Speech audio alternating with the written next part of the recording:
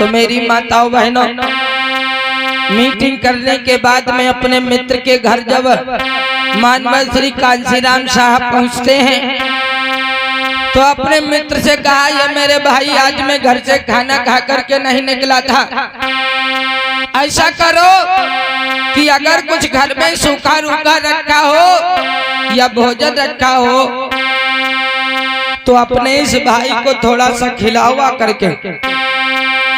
उनका मित्र घर के अंदर जाता है, देखता है कि घर में कुछ नहीं है। शाम की 3 दिनों की बासी रोटी रखी हुई है, 2 रोटियां 3 दिन की बासी रखी हुई है। आज मानवर श्री कांशीराम साहब से वो क्या कहता उनका मित्र कि हमारे घर में भोजन नहीं है।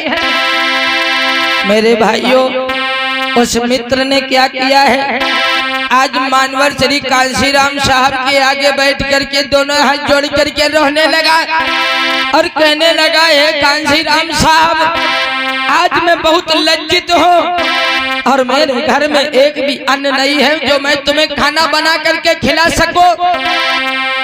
मेरे घर में 3 दिन की बासी सूखी हुई रोटी पड़ी है, बस वही मेरे घर में बची हुई और मेरे घर में कुछ भी नहीं है। तो मानवर श्री कांशीराम साहब ने कहा, चिंता मत करो, मैं यही बासी रोटी सूखी हुई खा लूंगा। मानवर श्री कांशीराम साहब ने उन 3 बासी रोटी को लिया और उनके कम से कम एक रोटी के 100 टुकड़े किए हैं। टुकड़े करने के बाद में मेरे भाइयों, आज इधर उन टुकड़ों को एक रोटी के 100 टुकड़े करने के बाद में पानी में भिगो दिया।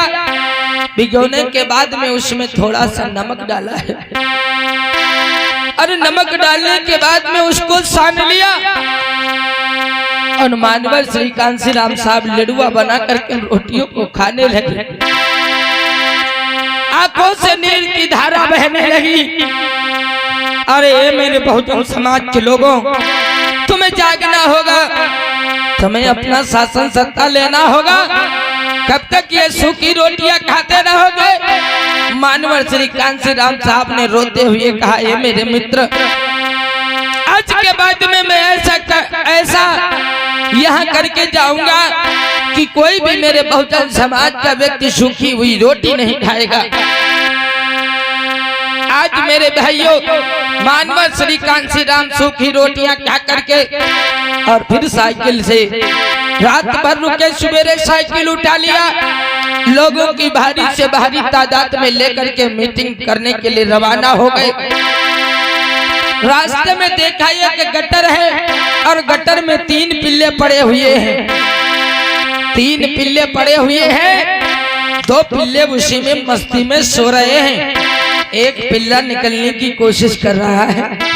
मानवर श्री कांशीराम साहब ने अपनी साइकिल को रोक दिया और जो निकलने की कोशिश पिल्ला कर रहा था उसको निकाल करके गटर से बाहर रख दिया। मानवर श्री कांशीराम साहब के दोस्त कहने लगे, जो उनके साथीगण थे,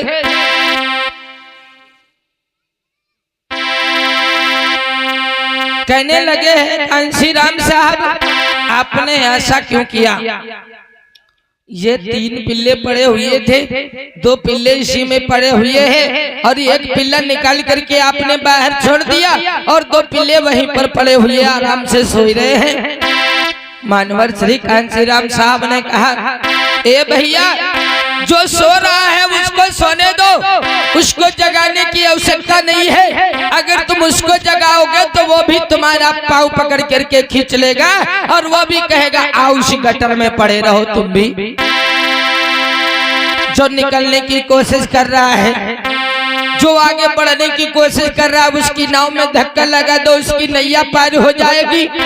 और जो गटर में ही सो रहा है, गटर में ही मस्ती काट रहा है, उसको गटर में ही पड़े रहने दो। तो हमें लाखों की जरूरत नहीं है, हमें उन लोगों की जरूरत है जो जागने का काम कर रहे हैं, जिन लोगों का परिवर्तन का नारा है, जो लोग इस ढोंग और पाखंड से निकलना चाहते हैं, अपने अपनी शासन सत्ता को लाना चाहते हैं। और शासन सत्ता माताओं बहनों जब ला सकती हो जब तुम्हारे बच्चे पढ़े होंगे लिखे होंगे, अन्यथा नहीं ला पाओगी माताओं बहनों। मानवर श्री कांशीराम साहब ने कहा है, ये मेरी माताओं बहनों, ये मेरे बहुजन समाज के लोगों, बाबा साहब के मिशन और कर्मा को अगर आप लोग पूर्ण करना चाहते हैं तो अपने अपने बच्चों को पढ़ाना होगा। और वो कौम अपना इतिहास कभी नहीं बना सकती, वो कौम इस भारत का राजा कभी नहीं बन सकता जो कौम अपना इतिहास न जानता हो। और जब तक इतिहास को नहीं जानोगे तब तक हम और आप लोगों का कल्याण होने वाला नहीं है। केवल बुद्ध की कथाओं से कल्याण होने वाला नहीं है। बुद्ध की कथाएं केवल 5 शीलों पर आधारित हैं और इन 5 शीलों को तुमको केवल अपनाना होगा। समाज में परिवर्तन जब आ सकता है जब बाबा साहब का जीवन संघर्ष आप लोग सुनेंगे, बाबा साहब के बताए हुए मार्ग पर चलेंगे, भगवान बुद्ध के बताए हुए मार्ग पर चलेंगे, तब आप और हम लोगों के जीवन में खुशियां आ सकती है। बाबा साहब ने मार्ग क्या बतलाया है, आइए जरा गौर करते हैं, विचार करते हैं गीत के माध्यम से। माताएं बहनें कह रही थी गीत नहीं सुनाते गुरुजी, आओ हम तुम्हें गीत सुनाते हैं, शिक्षा पे महत्वपूर्ण गीत है। आइए श्रवण करते हैं दादा।